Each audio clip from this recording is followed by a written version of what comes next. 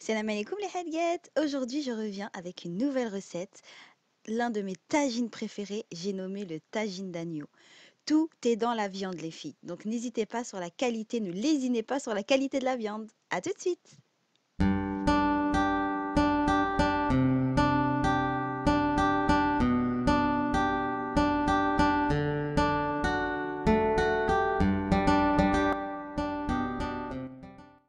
Comme d'habitude, vous retrouverez la liste des ingrédients en barre d'infos et surtout n'oubliez pas d'aller checker la vidéo sur le blog. Voilà, ça c'est fait. Donc pour commencer, comme d'habitude, on va mettre 2 cuillères d'huile d'olive, 2 cuillères d'huile neutre. Moi, c'est comme ça que je fais, mais après, c'est comme vous voulez. Donc, je vais faire revenir un oignon ciselé, puis je vais rajouter ma viande. Donc, quasi instantanément. Donc, la viande, c'est cette fois-ci, je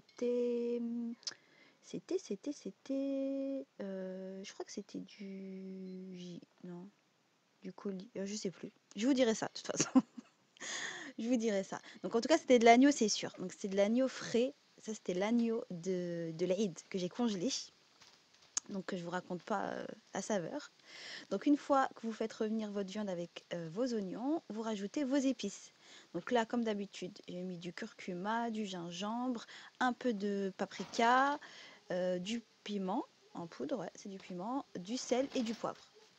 Donc, vous mélangez tout ça, vous faites revenir, vous faites dorer votre viande avec les épices, comme ça va faire ressortir le goût des épices.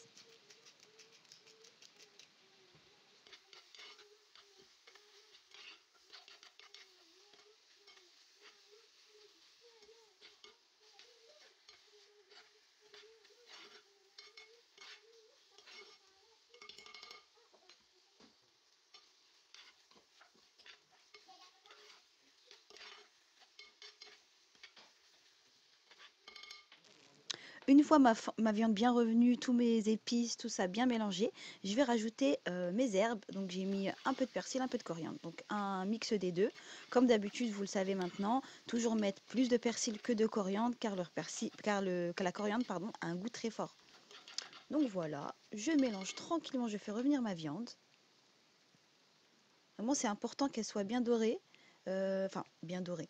C'est important de la faire revenir parce que c'est ce qui va donner aussi ce petit goût là. Une fois ma viande bien revenue, donc ce que je vais faire, c'est que j'ai râpé une tomate. Donc tout simplement, je l'ai râpée et je la rajoute au mélange. Donc ça va apporter un peu d'eau et puis de temps en temps la tomate, enfin je sais qu'il y en a beaucoup d'entre vous, il y a beaucoup de gens, par exemple ma mère, elle met toujours de la tomate dans ses tagines. Moi personnellement, non, ça dépend. Comme là c'est un tagine sans viande, enfin sans légumes, j'aime bien mettre un peu de tomate, ça va faire ressortir un peu ce petit goût acide et puis ça va aider aussi pour la cuisson et pour l'eau. Donc c'est cool. Une fois tous mes ingrédients mélangés, je rajoute mon eau. Donc pour la quantité d'eau, les filles, vous me le demandez souvent, je ne peux pas vous donner une quantité, ça dépend de votre tagine.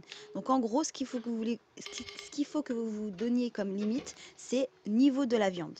Vous rajoutez de l'eau jusqu'au niveau de la viande, tout simplement. Donc une fois, donc là vous voyez, ma viande est bien cuite.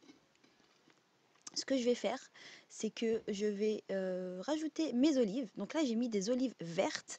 Franchement, c'est exceptionnel. D'habitude, je ne mets pas d'olives vertes. C'est des olives plutôt violettes. Vous savez, les violettes marron. C'est les meilleures, les filles. Vraiment, c'est les meilleures. Là, c'est ce que j'avais sous la main. Donc voilà. Je referme mon tagine et je laisse cuire 10 minutes. Le temps que mes olives imprègnent bien avec la sauce.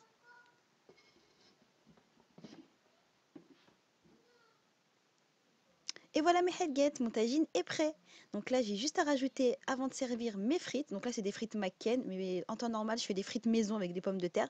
Je fais des frites maison, mais vous pouvez très bien les faire avec des frites du commerce, ça marche aussi très bien. Donc voilà les filles, j'espère que ça vous a plu. N'hésitez pas à me laisser un petit commentaire et un petit j'aime pour l'encouragement, ça fait toujours plaisir et c'est gratuit. Je vous fais des gros bisous et je vous retrouve très très bientôt. Bisous mes headgets.